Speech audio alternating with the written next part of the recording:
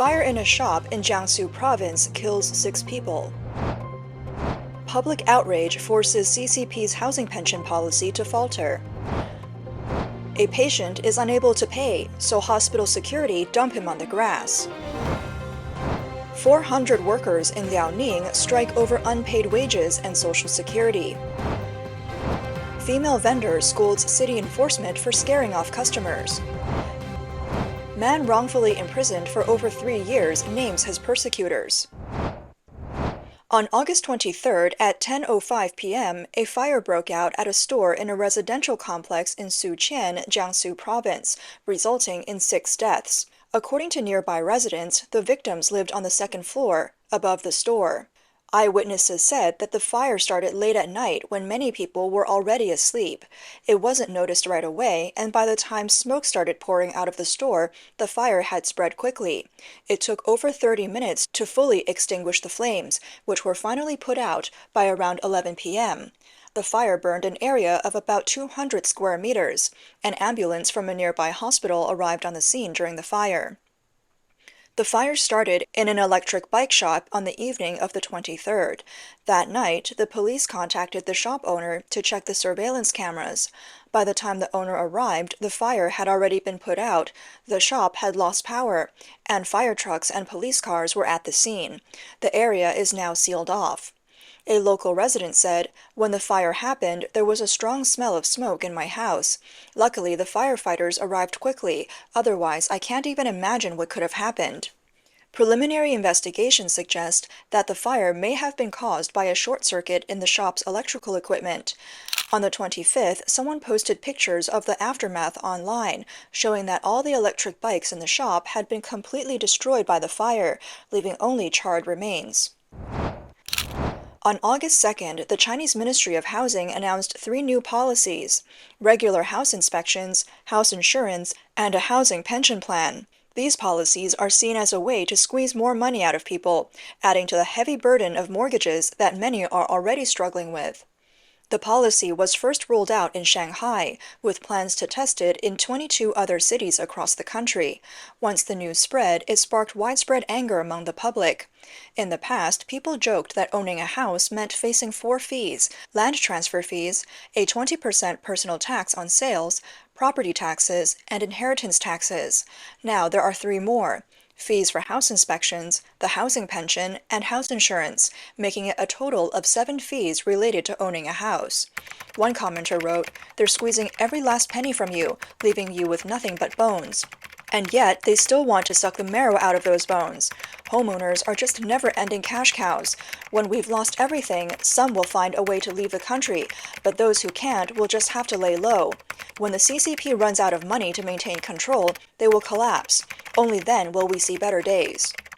After the public outrage, on August 25th, Yan Rong, the director of the Shanghai Real Estate Science Research Institute, stated that they are currently studying the housing pension plan and that people won't need to pay into it directly. On the same day, some people called to ask if there were any confirmed fees for the housing pension plan in Shanghai. The relevant departments responded, saying this is not true. One online commentator noted, their test run didn't work because the backlash was too strong. Now they quickly released a notice to calm people down. Recently, a patient at a hospital was thrown out onto the grassy area by security guards because he didn't have the money to pay for his treatment. On August 24th, a video shows several security guards pushing a stretcher onto a grassy spot and dumping the patient there. After that, the security guards left the scene. In China, because there's no free healthcare, when people get seriously ill, medical bills can easily cost hundreds of thousands of yuan. People use up all their savings and go into heavy debt. If they can't afford the treatment, the hospital will kick them out. The person who shared the video said, "The CCP has money to throw at foreign dictators, but won't spend a penny to save its own people. I condemn this heartless government. In today's civilized world, such a government shouldn't exist on Earth." Another commenter said, "People's hospitals serving the people? You're kidding. They only serve money." On June 28th this year, a popular internet figure named Cheng Shulin, aka Mian Jingge, posted a video saying he was in the ICU with late-stage liver cancer. After doctors issued a critical condition notice, his family started an online fundraising campaign because they couldn't afford the treatment. Many people online pointed out that medical bills have become a huge burden on families. The so-called medical reforms in the 1990s pushed the burden of public health care onto ordinary citizens. Now, hospitals care only about money, not patients. If you don't pay, you won't get treated, and in some cases, they won't even try to save your life. Over the past 20 years, China's medical system and social environment have changed drastically, completely destroying the trust between doctors and patients. Hospitals have become businesses focused on profit, and patients are just sources of income. In this profit-driven society, doctors and hospitals use their power to squeeze extra money out of patients, leading to immoral practices like overprescribing drugs, charging excessive fees, and refusing to treat patients without payment. Meanwhile, the CCP elite enjoy the best medical care in the world, staying in luxurious suites with 24/7 personal nurses. All of these expensive treatments are paid for by taxpayers. This is a luxury ward exclusively for high-ranking CCP officials. The Central Health Bureau of the CCP allocates funds for the medical care of nearly 1,000 senior officials, which is 3 times the budget for the 60 million people living in Hunan province. In China, 85% of medical resources are used for government officials, especially high-ranking ones, with all their expenses fully reimbursed. There are even cases of keeping vegetative officials alive at any cost, costing 200,000 yuan a day in medical resources. For example, the VIP ward at Beijing's Peking Union Medical College Hospital is reserved for these senior officials. Their free medical care greatly wastes funds meant for the country's public health system. Meanwhile, the ordinary people lie in hospital hallways with their families, struggling to afford even basic care. On August 24th, more than 400 workers from Yuancheng Biotech in Jinzhou, Liaoning Province, lined up outside the Jingzhou Economic and Technological Development Zone Management Committee to protest. The workers had been facing long delays in receiving their wages and social security payments, so they decided to take action by going on strike. The strike started on August 16th and has been ongoing since. The workers have a few main demands. They want their overdue wages and social security fees to be paid immediately, better working conditions, and assurance that future wages will be paid on time. Despite their continued protests, the company has yet to provide a clear solution, so the strike continues. Many of the workers shared that they'd been working hard for months, but due to the company's financial problems, they haven't received their rightful pay. This has put them in a very difficult situation. One worker said, "We're not trying to fight the company. We just want what we're owed. Life is hard enough already. We just want to live normally." The workers said that if the issue isn't resolved, they will keep striking until the company meets their reasonable demands. One commenter online noted, "These workers are at the bottom of the workforce. They work hard but don't get what they deserve. It's outrageous that the company is withholding their pay. I hope the government steps in to protect their rights." Another commenter pointed out, "This is an issue that society should be paying attention to, not just this one company. Workers give their labor to businesses, so businesses should pay them on time. That's just basic business ethics." Yuancheng Biotech was founded in 2001 and is a well-known company in Jingzhou, Liaoning Province. It's a joint venture between Hong Kong Dacheng Biotech and Changchun Dacheng Industrial Group. The company mainly focuses on deep corn processing and capital operations. However, starting earlier this year, the company repeatedly failed to pay its workers' wages and social security fees, severely affecting their lives. Currently, China's economy is in a serious decline. Many foreign companies are leaving the country, and a large number of shops are closing down. With the drop in orders, wage arrears are becoming common across various regions, putting workers' rights at serious risk.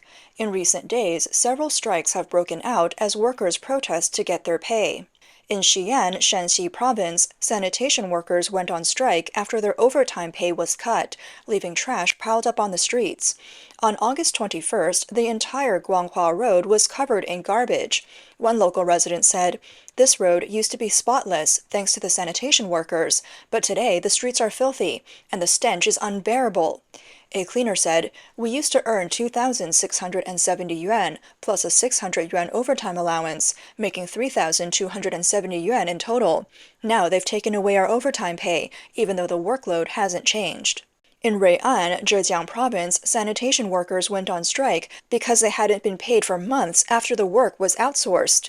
As a result, trash piled up in the streets, causing a terrible smell. A local person recorded a video on August 21st saying, "Let the foreigners see this." On August 24th, workers at an electronics factory in Shenzhen went on strike over wage and benefit issues. The workers demanded overtime pay and better working conditions. Although the management tried to negotiate, they couldn't meet all the workers' demands, so the strike continued. People on social media expressed sympathy, saying that under the current economic conditions, it's understandable that workers are fighting for fair pay. On August 25th, workers at a circuit board factory in Guangzhou's Nansha district protested over unpaid wages and social security. The factory hadn't paid wages for several months, so the workers decided to strike to show their frustration. On August 26th, workers at a shoe factory in Qiyang, Hunan Province, went on strike, suspecting that the factory was relocating without giving them proper compensation. The factory had been laying off workers in recent years, and the employees believed that the company was trying to avoid paying severance. Some people expressed concern, pointing out that workers are not only facing economic challenges, but also job insecurity. People on social media have also criticized the poor management of these companies and called for the government to step up oversight of businesses. On August 26, a video was uploaded online and quickly gained attention from many viewers. In the video, a female street vendor in Shenzhen angrily scolds several city enforcement officers for 6 minutes while they stand there speechless. The reason for her anger? It had been raining heavily in Shenzhen for 3 days, so she hadn't been able to set up her stall.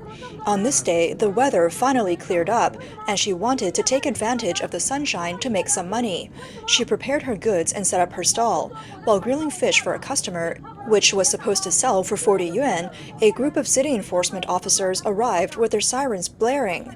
The loud sirens scared the customer away, leaving the vendor and other stall owners trembling. But this time, instead of fleeing, the woman stood her ground and angrily confronted the officers, shouting, "We live in a society ruled by law, and government should consider the people's needs. You have to live up to the national emblem on your hats, right?